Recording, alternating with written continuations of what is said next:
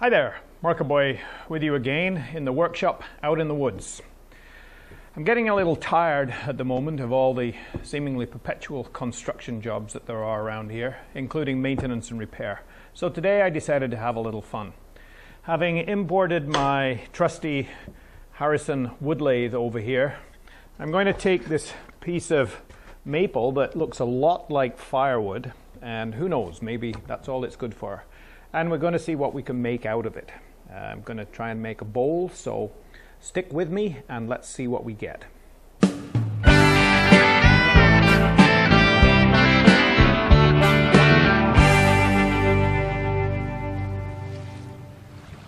And using the recessed V-groove that we cut earlier, mounting it on the Nova chuck, tightening it up on this side.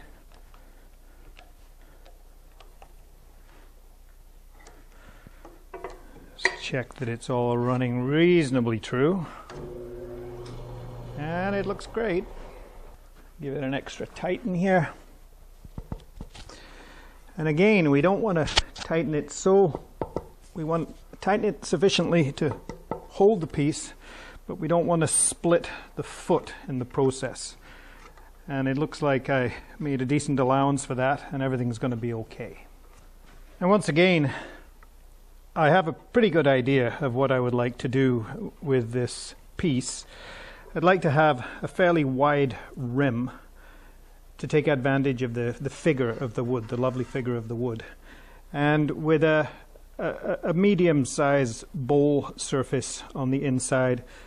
And if I can, I'm going to do a raised lip on the bowl just to define the bowl area as distinct from the border. Keep it fairly simple, and hopefully we can reveal some nice wood in the process.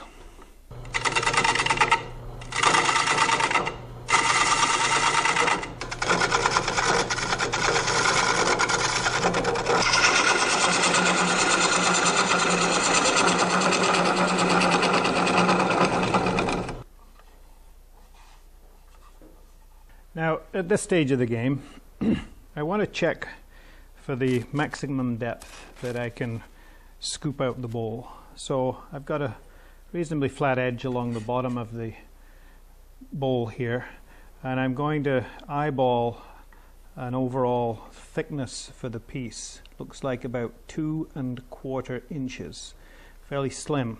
So I don't want to go much beyond a 1/2 inch toward the bottom of the bowl here, or else I'll just blow through the bottom of the bowl, and heaven knows I've done that a few times.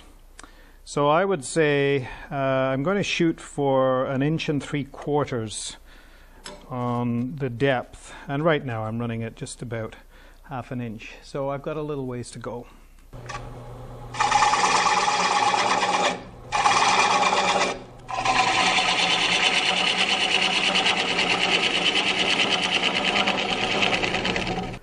Quick depth check here, and I'm at 1 1/4 inches, so about another 1/2 inch to go.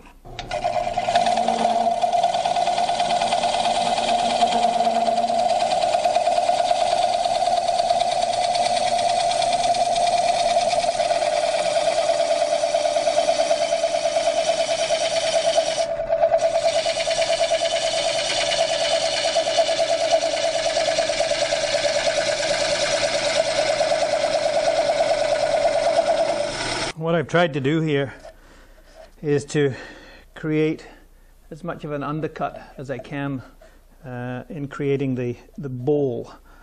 I'd like to have a bowl rather than, say, a soup spoon. I'd like the curves to be pronounced and dramatic. And that's difficult to do and maintain a nice smooth interior on the bowl. A little bit of scraping there, a little bit of gentle scraping, and then some sanding should take care of that.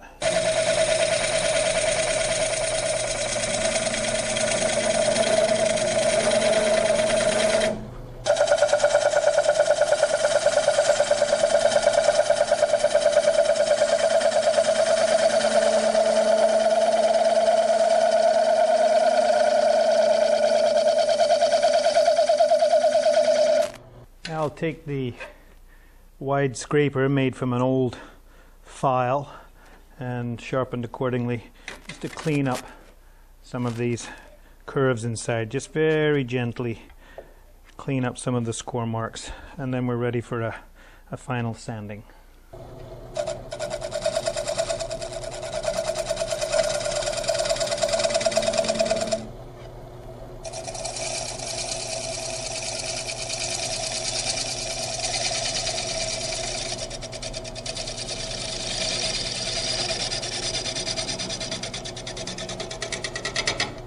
Looks pretty good, and I think we can see some of the figure really starting to bounce out of the wood there.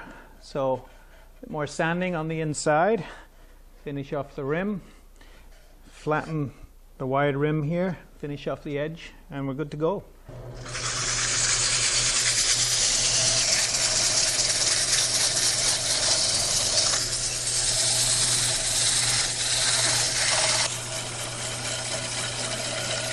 Just speeded up the pulley system a little bit now that we're just sanding, final sanding. If we're using a gouge, the poor generator can't keep up with the big old electric motor under here. So now I've done all the preliminary sanding with an 80 grit garnet paper, and I'm just going to go with an intermediary step now down to a 120 grit. And we'll finish up with 220, and then we'll apply some furniture wax. If I give it a spin now, you can certainly see the figure starting to appear in the wood. And we're just one step removed from a final finish, which is going to be paste wax, boring old furniture paste wax. But you'll be amazed how this shines up.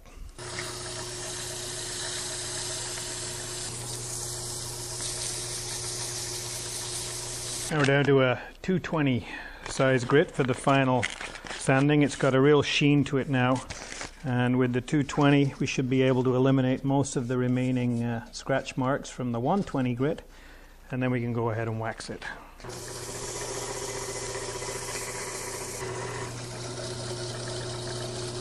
All I'm using here for a final finish is just common or garden paste wax. Just the kind of stuff that you rub on furniture and tabletops to bring back the sheen. So you can see the figure in the wood there after a good sanding. And once we've applied a little bit of wax, that figure is just going to jump right out at you.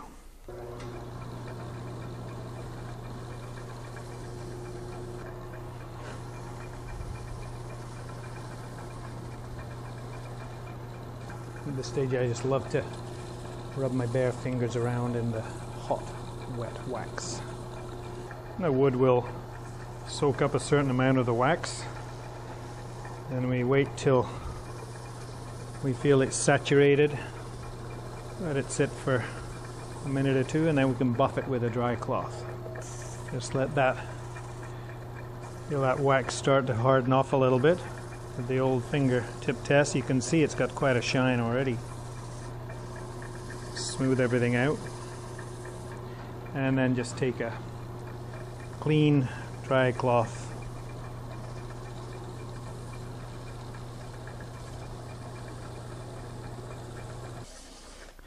and the figure in that wood now just sparkles. Look at that, look at that beautiful curly maple.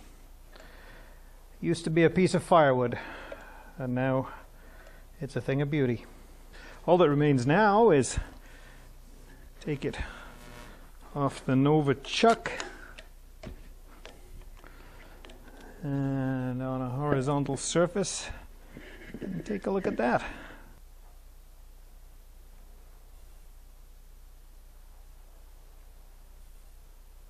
So that's it for today. Thanks for watching. If you're not already subscribed to my channel, please do. There's lots more DIY and fun stuff there for you to look at, and many more videos to come.